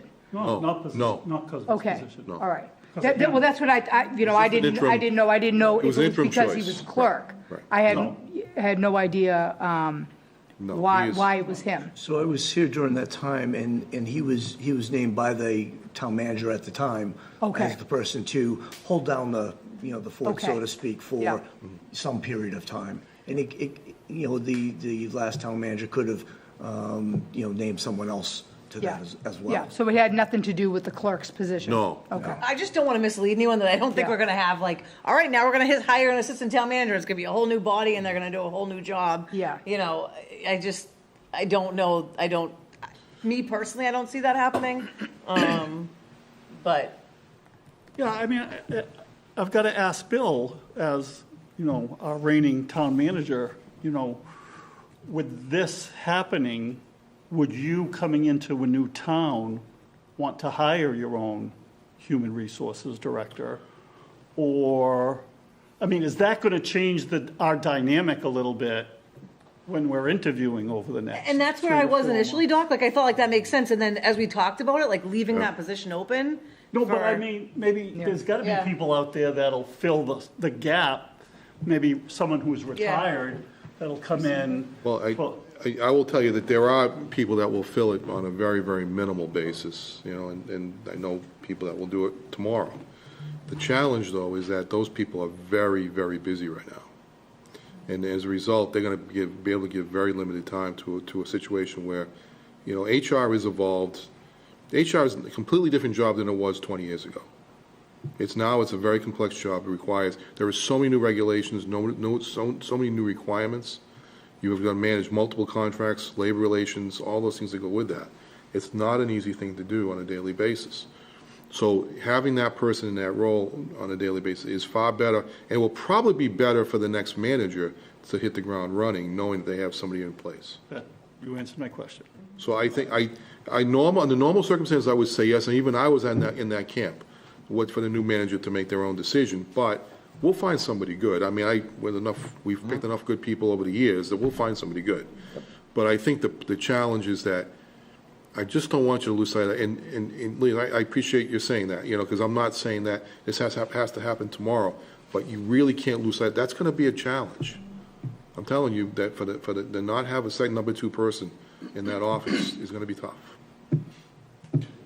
I was just thinking about the possibility of going to Bernie and asking him if there's somebody that's more like a generalist, Yeah. that has really good skills, that could, take on some of the HR role, some of the ATM role, but it would be an interim. It would be somebody with that skill set and contracted for a period of time until the new town manager is. If you can get somebody to come out on a regular basis, I would say that's probably not a bad option. But I don't know that there are many people that will do that right now. And do we want an interim town manager and an interim assistant town manager? I don't know. I wasn't suggesting that. I was just suggesting somebody has a skill set, that could come in and, I think, close the gap on those responsibilities and functions too. Bill will still be here. But he'll be Yeah. acting in an interim capacity, I guess, is what I was kind of saying, from January until let's say March. So in reality, you could have 2 interim people, overlapping for a couple months, just as someone comes in and is hired and all that. Yeah, we've talked about it extensively, Dennis, and and even some of the conversations just happened as earlier today. And so Leo and I have talked about this, and the conversation about the assistant really struck me today when I listened to what department heads were telling me, as well as what Mike was telling me. So, a lot of stuff isn't just HR. There's a lot of stuff that goes on with that. But having said that, we had an HR director here when I first got here, and there was no assistant. I combined the two as a cost-saving measure.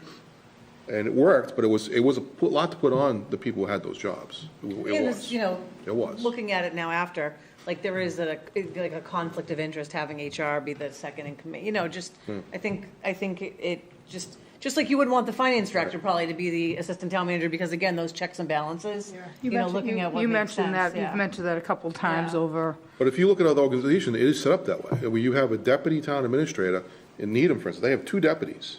Deputy town administrator for just operations, the other one's deputy town administrator for finance, and that's the finance director. Yeah. And you also have an HR director on top of that. So there are different structures like that.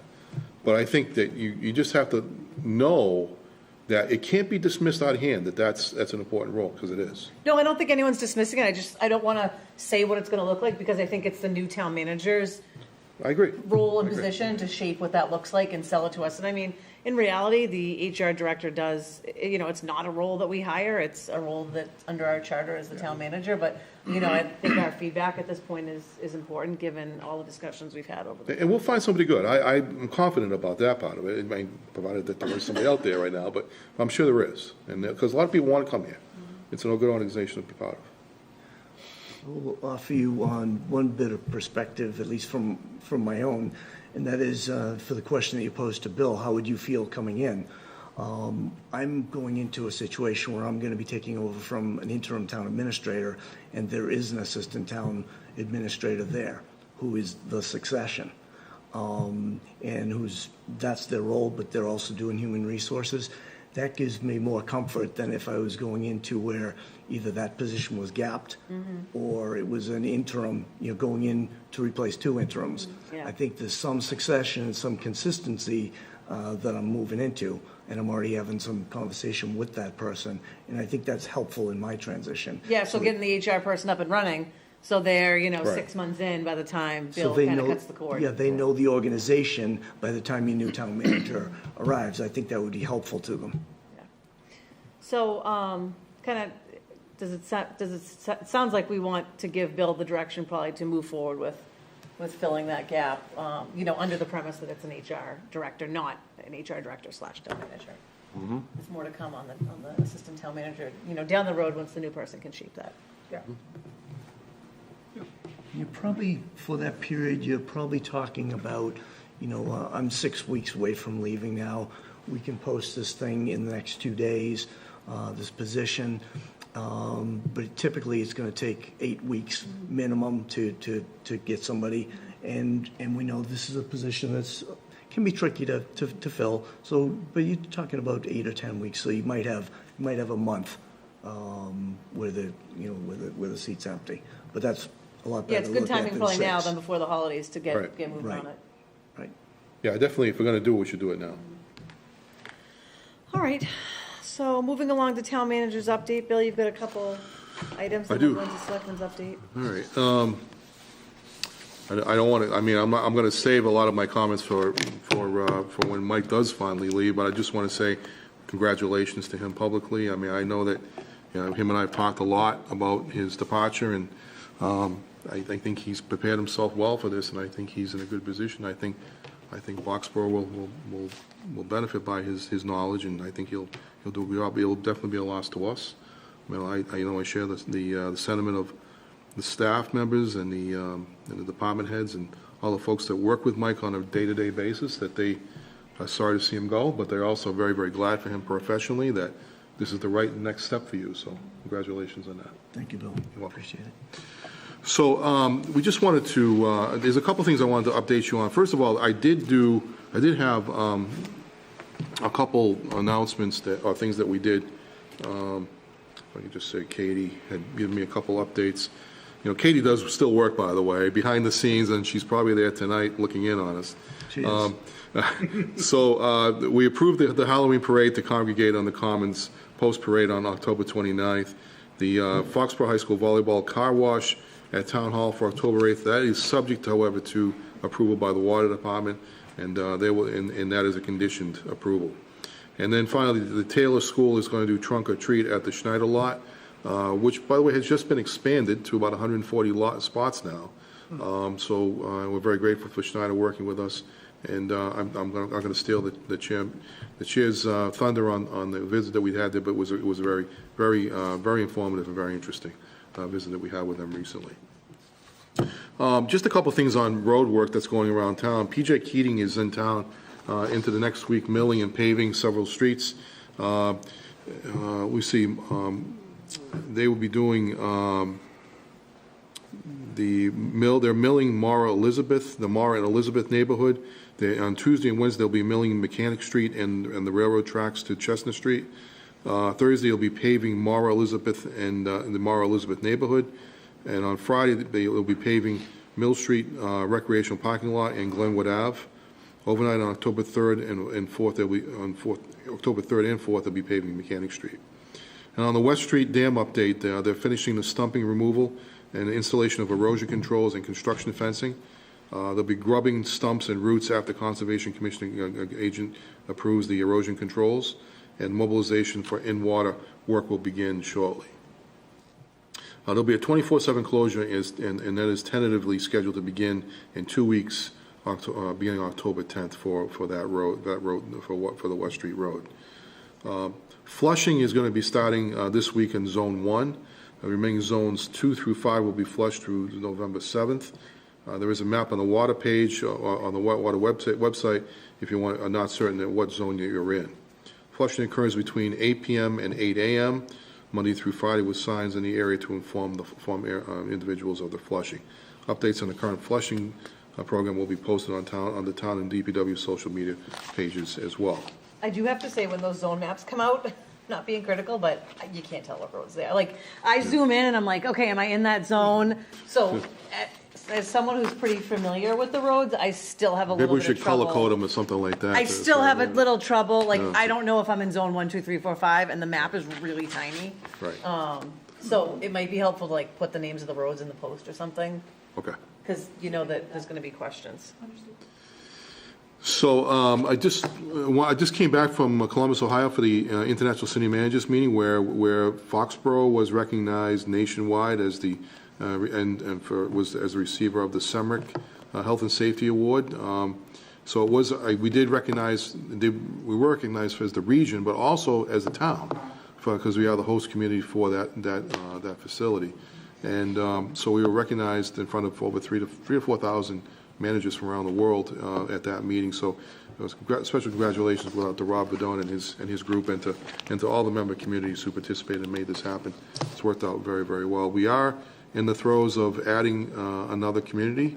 The board voted yesterday to tentatively offer Norwood membership in the region, and so they'll be, and then it'll go out to it'll be formalized by a vote of the member communities and their representatives, and then we're talking about some other mergers as well that'll be interesting. That they're still not ready for prime time yet, but are in the discussion phase right now. Is there a date for that meeting? I know that's always really hard. That is something that Rob is working on as we speak. Okay, So we have not announced an actual date for the meeting as we speak. All right. Are all the other town managers on that board from the existing towns? Yes. So as you go out, our new town manager will... That will become a member of that board. That's correct. And we All right, have to so- vote, remember, after the SEMRIC votes too, like, we'll have to execute it to add Norwood after, and it's always... That's correct, yeah. Always tough to get all the boards, like, aligned Yeah. to do the But votes that they can actually be need to. done through a representative now, so you don't have to have all five, Oh, that's all fabulous, okay. members to be present, so you can have 2 members present. So will we have to make, Well, then we'll have to, as soon as the notice comes out, then we will, the board will have to act on identifying a member Okay, all right, to perfect. represent you, so that'll be a good thing. All right. Just general operations it's been extraordinarily busy for the whole month of September, just a lot of things going on. Everybody's back doing meetings and and doing a lot of daytime meeting scheduling, things that couldn't be done during the summertime. But we are moving forward, as was noted earlier, that we are moving forward to trying to get the laundry building down. We're taking steps to get that taken care of. We're actually also doing some preliminary discussions on budget preparation and how we're going to prepare, looking at the calendar and how those things are all going to come together pretty soon. So we're already taking those steps to be in place for the next several months. Obviously, the transition phase is going to be important, but I think, quite honestly, we'll probably be very close to having most of the town meeting stuff ready for the new person to step into once they take over as the new manager. So the new administration can then work with that new role with a pretty clean operation starting off. So that's the goal. I think that's it for me. I don't see anything else I have to report to you at this point. I did pick up some really good information about other electronic, and it was amazing to me how the ICMA meeting was all about electronics. Everything there was digital. Everything was about removing paper from your meetings and looking at. I did get a chance to see. I went to the Diligent booth where they talked about all the board docs and how that's been converged with Diligent and Community and then all the new next generation stuff that's coming out now. So I was able to get some demonstrations of that. So it was good to see that as well. And that's all I have to say. So piggybacking on you talking about how there was everything happening, I think there was 1 week I think it was this week after school started, I think there was 3 breakfast invitations all in the same week from the Y and the Tri-Town Chamber of Commerce had multiple, and Bill and I actually ended up attending the Tri-Town Chamber Economic Development Breakfast. I followed their Facebook page and I said, hey, can I go to this? So we did meet the new site director for the new Schneider at that breakfast. And I said, hey, I've lived here my whole life. I've never been in there. Can I have a tour? So actually last week, I went on a tour of that new Schneider Electric building across from the Y. They've now totally got everyone out of Neponset Street. And it was kind of cool and interesting to see all the stuff that they do in there. They did move a number of facilities from Rhode Island that came up, and then everything that came from Neponset Street. And then they have people that are sitting in cubicles as well, but they're actually producing and making things on like a factory floor out there. So just wanted to let you guys know that there is that new site director, Kevin. I can't think of his last name right now, but I'm sure that he'd be willing to, if anyone else is interested. It was kind of cool to see, all the jobs that are kept in town, because they could have certainly probably sent those elsewhere, but they made a decision to keep a lot of that there. Right. And it is a big hub in North America for Schneider Electric as well, so definitely a big investment in town there. Christine, I'll give you a minute to put up this community preparedness night, 9/28, 5:30 to 7:30. People have probably seen the flyer, but it's with Foxborough Fire and EMS, along with Human Services, Veterans, Health Department, and SEMREC, about how to prepare, react, and find resources after a crisis. So that is at Public Safety Wednesday the 28th from 5:30 to 7:30. Also, the Lions have their Family Fall Festival, I think on October 1st. That's before our next meeting, just a reminder that one's coming up. And then the survey for the town manager search. So when I talked to Bernie and Sharon, they had a survey that they wanted to send out to the community so that we can get feedback on what we're looking for in the next candidate. But I didn't want to have it go out without making sure you guys were aware of it. So is everyone aware of it before we let it rip? Yeah? Okay, all right. I just wanted to make sure everyone was aware and knew about it and had a chance to look at it. So I think that they'll work directly with Christina, who will get that out now to the community so that we can gather and solicit feedback from the community about what's important to them and what they value in the next town manager. And then they'll compile all that neatly for us and roll that out to us to review the results. And then the cell phone policy, I just had this on here as a placeholder because I didn't want to, lose sight of it, but I don't think we're ready for it. I think Bill's still weighing in on the policy, and then it'll probably have to go back to the personnel board, or if there's, I don't know what you're saying. There's a couple of amendments we need to make. Okay, so Bill has a couple edits that he's going to make to that before it's ready for prime time, so nothing really to update on that one, just more of a placeholder under old business. Does anyone else have any other items? Want to thank Robert and Jonathan Kraft, for inviting us pre-game. I almost did, but Sunday. I thought you might do it during No, that's Selectmen, so why I didn't say have it anything. here. And so I wanted to thank you. It was a great day. The end result wasn't what we would hope, but a funny quick story, speaking about our electronic world. So you three got to go to your seats, but me, Seth, and Bill went up into the Putnam room, and we grabbed a lunch, and Bill slapped down a $50 bill, and the woman looked at him like he had 9 heads. They don't take cash. They don't take cash. Yeah, there's a machine over by guest services. It's actually right by that kiosk, the automatic beer kiosk, that you can put money in, and it will give you a card to use up there. It was a great day. It was great being on the sideline. beautiful day. Yeah. Yeah, so it was a Thank the- pre-game ceremony they Thank the invited us Crafts. to. Yes. And there's nothing like, being in your hometown, looking around, seeing that crowd, the flyover going over, it's like emotional. It's really nice. That was very cool. And just as a side note, the Lions up on top, that's Saturday. Yeah, October 10-1 1st is Saturday. is Saturday. Isn't that crazy? Yeah. It's unbelievable, yeah. It's really soon. Yeah. I don't know what happened in September, but it's gone. So, all right. So with that, we have a handful of action items. Okay, motion to approve the public event application for NPS LLC for the Magic of Light events to be held December. Second.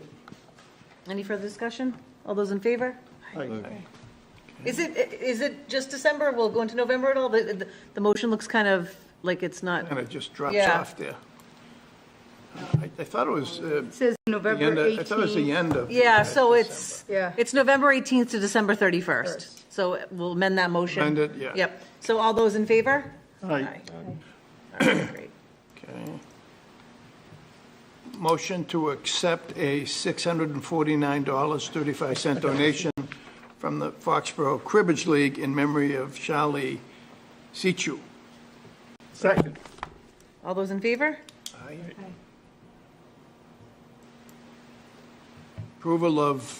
Motion to approve the July 19th, 2022 Board of Selectmen meeting minutes. Any edits or amendments on those? Second. No? All those in favor? Aye.